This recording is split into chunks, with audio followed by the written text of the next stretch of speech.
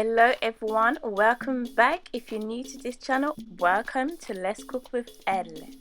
So in my previous video I made black eyed beans, which is mbwengi. I served it with smoked turkey tail and you guys asked me how I made it, and on this video I'll share with you guys exactly that. So as you can tell, you don't need many ingredients to create this beautiful recipe. I've got here Dindo Fumé, which is turkey tail. This usually comes in small and large, and here I've got the large one and it's frozen at the moment. I've also got onion, lemon, vegetable oil and jumbo chicken seasoning. Now with the turkey tail, this is slightly pre-cooked already. I think it's wood grilled. You can also buy this fresh, which I'll share the recipe in the near future, but for today I'll share with you all how to spice up this beauty like it was served on my previous video.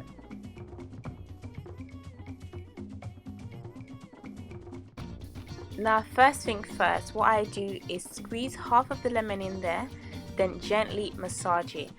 I don't wash it too much because it doesn't need to, so I'm just slightly rubbing it like this, as you can see.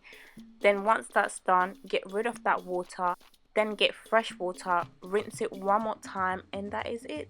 That is exactly what I do.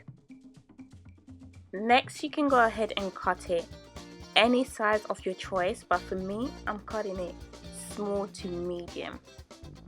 Now you may see some parts will be a bit bony. Don't worry, just try to break it. It's very easy to break apart if you have a sharper knife.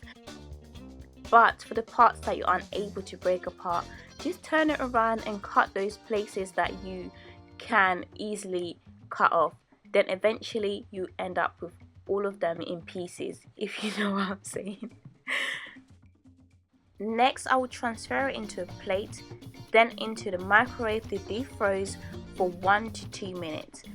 Now this depends on how frozen your turkey tail was, but what I would suggest is leaving it for like a minute, then check if it's still icy, then you can leave it for furthermore minutes.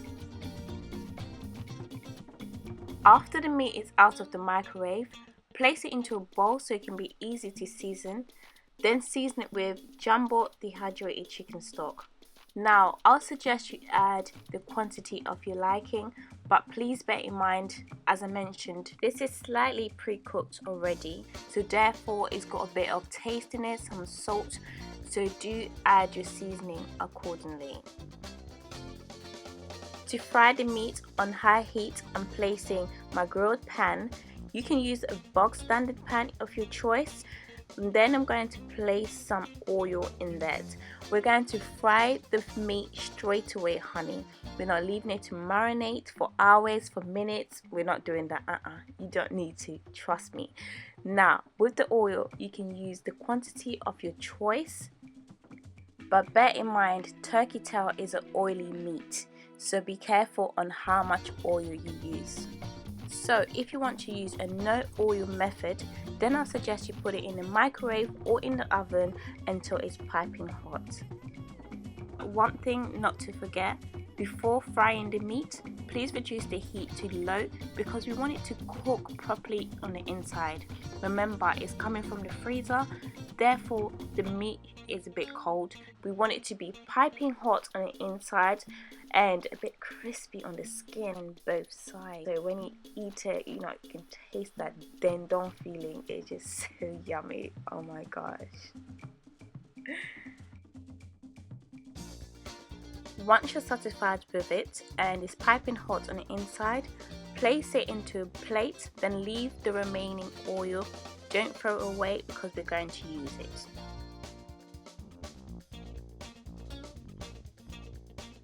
With the onions, I'm only chopping half of it, so this is the way I'm chopping it.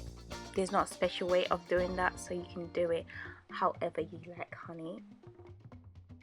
So I hope you saved the oil, as I said, to keep. So I'm frying the onions until it's a bit soft but crunchy and still holds its shape. I want it to have the same flavor as the meat. I don't know if this is just a Congolese thing of frying the onions, serving it with meat, especially when it's just dry fried meat. Because I remember back in the days, my family, whenever they fried fish, chicken, or anything that's fried, basically, they'll just serve it with fried onions like this with some spices in it. If you do that as well, please let me know, because I don't know if it's just a Congolese thing or was it just my family. I have no idea, but this thing tastes good together.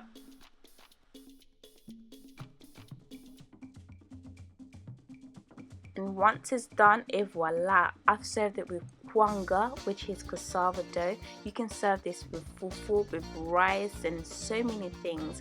I don't know if other countries do this, but in my culture in Congo, what we do when we're serving like vegetables like pondu, fumbwa, mwenge, we always serve a meat aside with it. I'm sure you see a lot of this on my page on Instagram. If you haven't, do check it out on the link on the description box below. Check it out for ideas on how to serve this beauty. I know it was pretty easy, but I hope it was helpful. Thank you so much for watching. Please do not forget to like, comment, subscribe, and I'll speak to you soon on my next video. Bye!